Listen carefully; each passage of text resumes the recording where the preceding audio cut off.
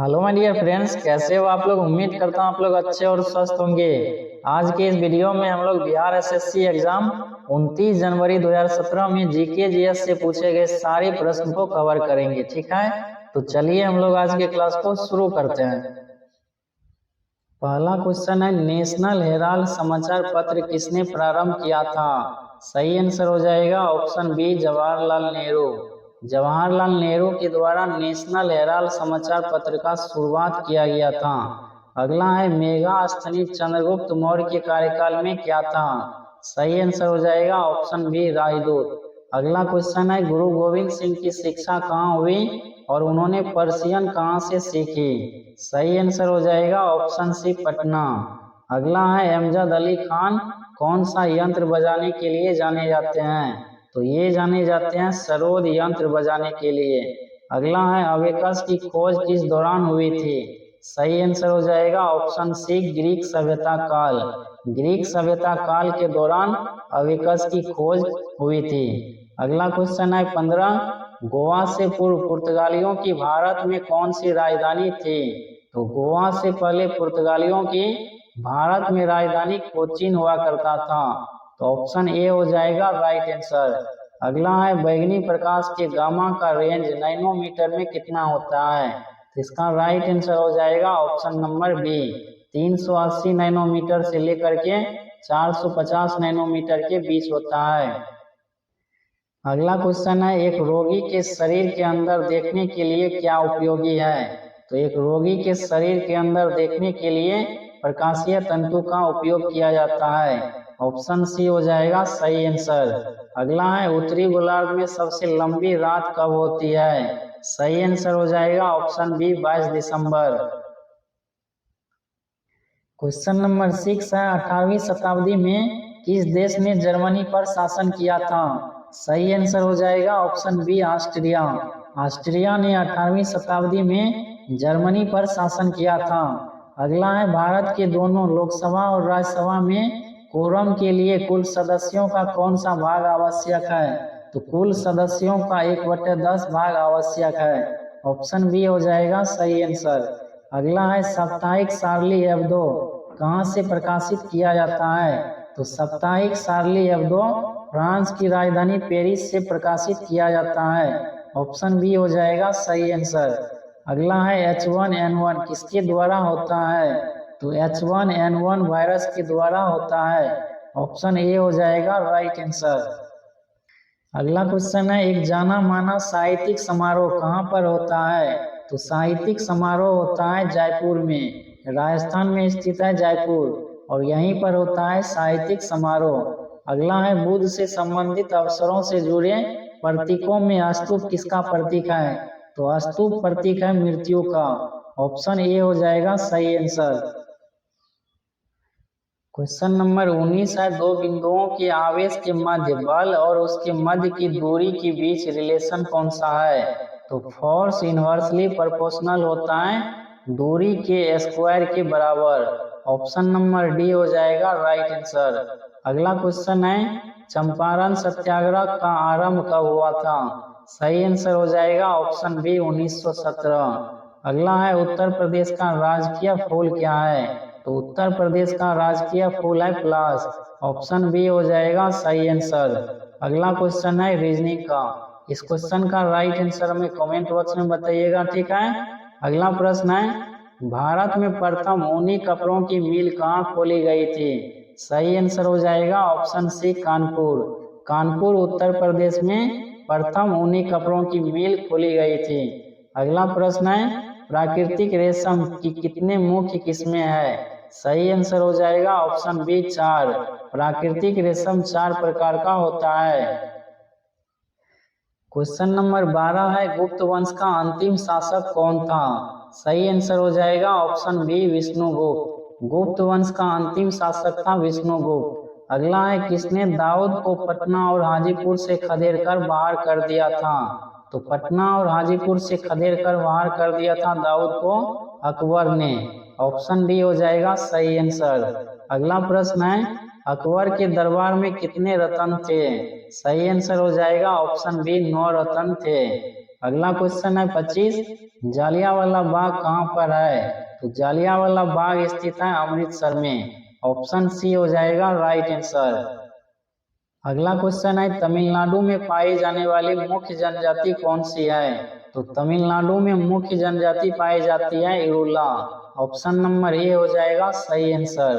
अगला है जारवा जनजाति कहाँ पर पाई जाती है? तो जारवा जनजाति पाई जाती है अंडमान में। ऑप्शन नंबर डी हो जाएगा राइट आंसर। अगला प्रश्न है भारत की सर्वप्रथम वन्यजीव संरक्षण परियोजना का नाम क्या था? तो भारत की सर्वप्रथम वन्यजीव संरक्षण परियोजना का नाम था अंगुल। ऑप्शन नंबर डी हो जाएगा सही आंसर। क्वेश्चन नंबर 29 है नीति आयोग का प्रारंभ कब हुआ था?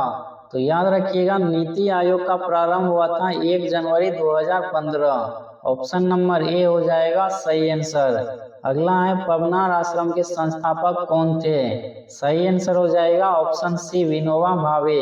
अगला है जम्मू और कश्मीर की शासकीय भाषा कौन सी है? तो जम्मू और कश्मीर की शासकीय भाषा है उर्दू। ऑप्शन नंबर सी हो जाएगा करेक्ट आंसर।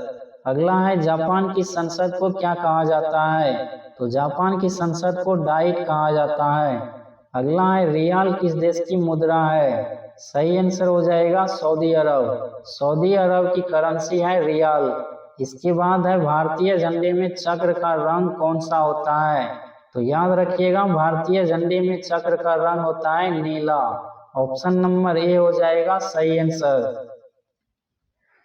इसके बाद क्वेश्चन नंबर 43 है समय का वर्णन करते हुए शब्द संक्षेप में एडी का अर्थ क्या है? तो एडी का अर्थ है एनो डोमिनी। ऑप्शन नंबर बी हो जाएगा सही आंसर।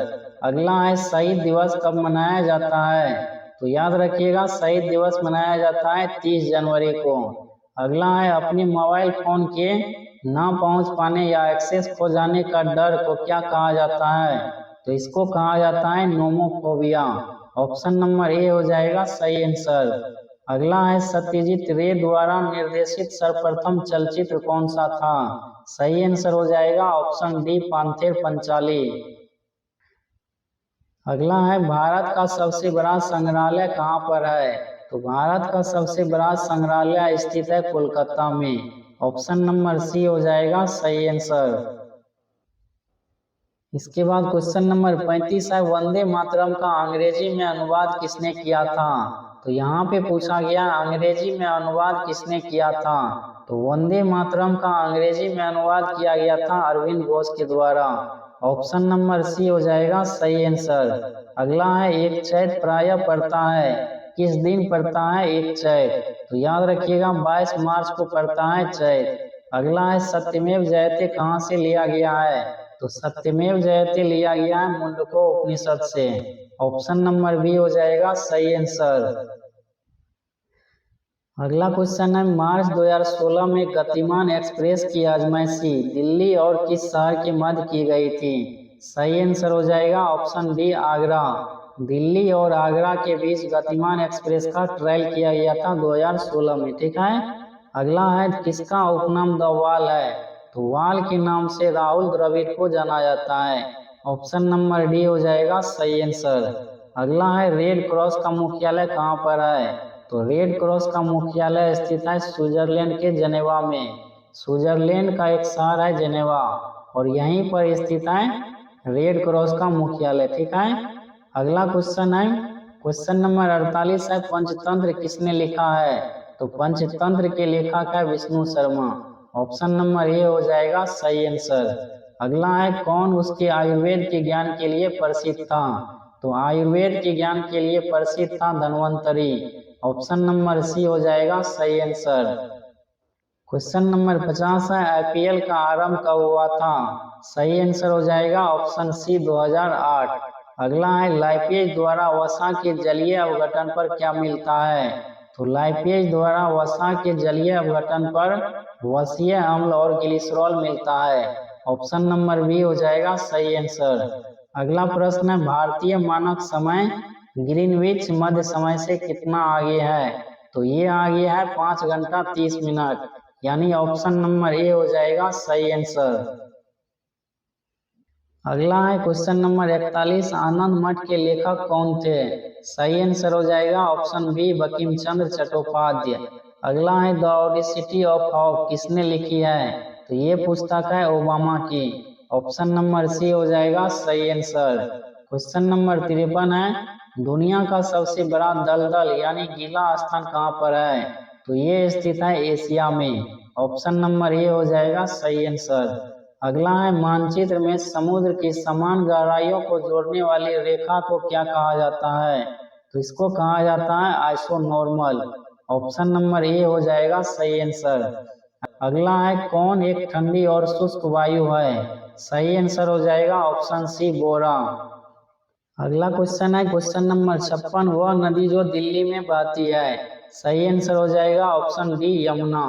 यमुना नदी दिल्ली में बहती है। अगला है इरावती नदी किसमें गिरती है? तो इरावती नदी निकलती है म्यांमार से और गिरती है बंगाल की खाड़ी में। ऑप्शन नंबर ए हो जाएगा सही आंसर। अगला है नदी का एक उथला विस्तार जो नाव पर या गाड़ी से पार किया जाता है उसको क्या कहा जाता है? तो उसको कहा जाता है लथून। ऑप्शन नंबर डी हो जाएगा right answer.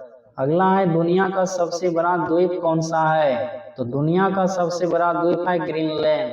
Option number C हो जाएगा सही आंसर। अगला है कौन एक संग्रहित फल है? तो संग्रहित फल है शहतूत। ऑप्शन नंबर ए हो जाएगा सही आंसर। अगला प्रश्न है बज शहर कहाँ पर है? तो बज शहर स्थित है ऑस्ट्रिया में। ऑप्शन नंबर बी हो जाएगा राइट आंसर। इसके बाद क्वेश्चन नंबर 69 है, अंग्रेजों के भारत में कार्यकाल में आखिर से एक पूर्व वायसराय कौन था? तो आखिर से एक पूर्व वायसराय था बेवेल। ऑप्शन बी हो जाएगा सही आंसर। अगला है एक लौह चुंबकीय पदार्थ के लिए उसकी चुंबकीय सुग्राहिता के लिए क्या सत्य है?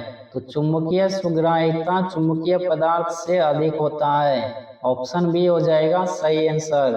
अगला है जब प्रकाश दूसरे माध्यम के अंदर जाता है तो क्या होता है? तो याद रखिएगा जब प्रकाश की किरण एक माध्यम से दूसरे माध्यम में प्रवेश करती है तो उसकी फ्रीक्वेंसी में कोई चेंजिंग नहीं होता है। तो ऑप्शन नंबर बी हो जाएगा सही आंसर। इसके बाद क्वेश्चन है मैथमेटिक्स का। इस क्वेश्चन का राइट आंसर हमें कमेंट बॉक्स में बताइएगा, ठीक है। तो जीके जीएस से इतना ही क्वेश्चन पूछा गया था। इस क्लास में इतना ही, मिलते हैं हम लोग अगले क्लास में। तब तक के लिए चैनल पे नया है तो चैनल को सब्सक्राइब कर लीजिए ताकि आपको इसी तरह आगे का क्लास कंटिन्यू मिलता रहे।